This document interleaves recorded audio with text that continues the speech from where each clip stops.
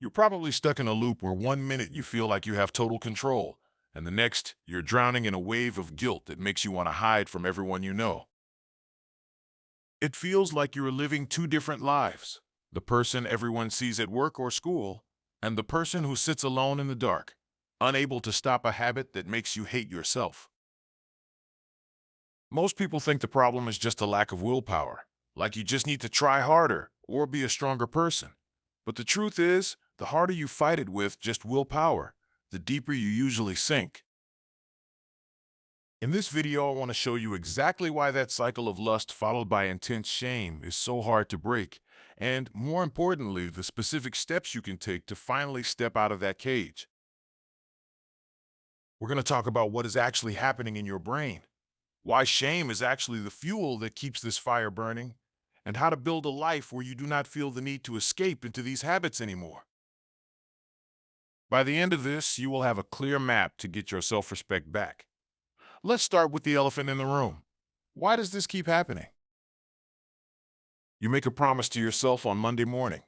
You say, "Never again. I am done. I feel gross, I feel tired, and I want to be a better person."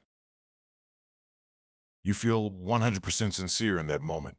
But then Tuesday night rolls around. You are tired, you're a little lonely, or maybe you're just bored.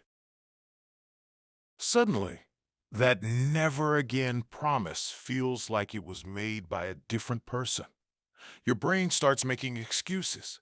It tells you it's just one time, or that you had a hard day and you deserve a break. Then the act happens, and the very second it is over, that dark cloud of shame crashes down on you. You feel weak, you feel like a liar, and you wonder what is wrong with you. This is the cycle. It is not a straight line. It is a circle that feeds itself. The most important thing to understand is that the shame you feel after the act is actually what causes the next act. Think about that for a second. We usually think shame is a good thing because it means we have a conscience. We think if we feel bad enough about ourselves, we will stop. But shame is an incredibly heavy, painful emotion. When you feel like a bad person or a failure, your brain looks for a way to numb that pain. And what is the easiest, fastest way your brain knows how to numb pain? The very thing you are trying to stop. So, you feel shame. The shame hurts. You use lust to escape the pain of the shame. And then you feel even more shame. It is a whirlpool that pulls you down deeper every time you spin around. To break this, we have to look at what is happening inside your head without sounding like a science textbook. Your brain has a reward system designed to keep you alive. It releases a chemical called dopamine when you do things that are good for survival, like eating food or finding a partner. The problem is that modern technology and certain habits have hijacked this system. They give you a massive super hit of dopamine that you were never meant to handle. It is like turning a garden hose into a fire hose. Over time, your brain gets overwhelmed by this flood of chemicals. To protect itself, it starts to shut down its own receptors. This means that normal things like a sunset, a conversation with a friend, or a good meal start to feel boring. They don't give you enough dopamine anymore. You start to feel flat or numb in your daily life, and the only thing that makes you feel alive or excited is the very habit you're trying to quit. This creates a state of cravings that feel physical. It is not just in your head. Your brain is literally screaming for that chemical spike because it has forgotten how to enjoy regular life. When you understand that your brain is basically a confused computer trying to find balance, it helps take some of the moral weight off. You aren't a monster. You have a brain that has been trained to seek a specific reward to escape discomfort. So how do we actually fight back? You have to start by identifying your triggers. Most people think they just fall into the trap, but if you look closely, there is always a path leading up to it. There is a great tool called Shallot H. It stands for hungry, angry, lonely, and tired. These are the four states where you are most likely to slip up. Think about your past week. When were you most tempted? It probably wasn't when you were feeling great and hanging out with friends. It was likely when you were bored, lonely, stressed after a long day, tired, or frustrated with someone, angry. When you are in these states, your logical brain, the part that makes good decisions, basically goes on vacation, and your lizard brain, the part that just wants instant pleasure, takes the wheel. If you can stop and ask yourself, am I hungry, angry, lonely, or tired right now? You give your logical brain a second to wake up. Just naming the feeling can take away some of its power. If you are lonely, call a friend. If you are tired, go to sleep. It sounds simple, but we often use lust to solve problems that have nothing to do with sex. We use it to solve boredom, sadness, or a lack of purpose. Another huge part of escaping is changing your environment. We like to think we're stronger than our surroundings, but we aren't. If you're trying to lose weight, you don't keep a box of donuts on your nightstand.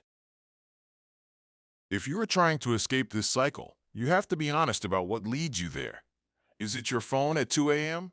Leave the phone in the kitchen. Is it being alone in the house for too long? Go to a coffee shop or a library.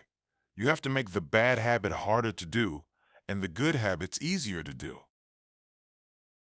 If you have to walk across the house and unlock a drawer to get to your phone, you might have enough time to talk yourself out of a bad decision. If it is right under your pillow, you don't stand a chance. Now, let's talk about the climax of this journey. Radical honesty. The biggest power that lust and shame have over you is secrecy. Shame thrives in the dark. It is like mold. It grows in the damp, dark corners of your life. When you keep your struggle a secret, you are telling yourself that you are unlovable or broken. This secret becomes a heavy backpack that you carry every single day. The moment you tell someone you trust, a mentor, a close friend, a counselor, the backpack falls off. It is the scariest thing in the world to look someone in the eye and say, I am struggling with this, and I can't stop on my own. But the second you say it out loud, the power shifts. You realize that the world didn't end. You realize that you aren't the only one. Connection is the opposite of addiction. People who feel connected to others, who feel seen and known, don't feel the desperate need to hide in a cycle of lust. They get their good feelings from real relationships instead of a screen or a fantasy. You also need to change how you talk to yourself after a slip-up. Most people beat themselves up. They say, I am a loser, I'm never going to get better, I've wasted all my progress. When you do that, you are just feeding the shame, which, as we discussed, leads right back to the behavior. Instead, try being a scientist about your life. If you slip, don't just cry about it. Ask, what happened? What was the trigger? Where was I? What time was it? How was I feeling? Treat it like data. If you know that being alone on a Friday night is your danger zone, now you have a piece of information you can use to plan for next Friday. One slip does not erase months of growth. It is like a person trying to walk from New York to Los Angeles. If they trip in Kansas, they don't have to go all the way back to New York. They just get up and keep walking from Kansas. Building a new life is also about adding good things, not just removing bad ones. If you just try to not do the thing, you leave a giant hole in your life. You'll be bored, and that boredom will lead you back. You need to find things that actually make you feel proud. Maybe it is lifting weights, learning a language, or volunteering. When you start building a version of yourself that you actually like, you won't want to jeopardize that person for a few minutes of cheap dopamine. You start to value your peace of mind more than the temporary high. Remember, this is a long game. You are retraining your brain, and that takes time. There will be days when it is easy and days when it feels like an uphill battle in the mud. That is normal. The goal isn't perfection. The goal is direction. Are you moving toward the person you want to be? Even if you take 2 steps forward and 1 step back, you are still a step ahead of where you started. Be patient with yourself. Stop listening to the voice that says you are a finished product and that you're stuck this way forever. You are a work in progress, and every single morning is a chance to start over.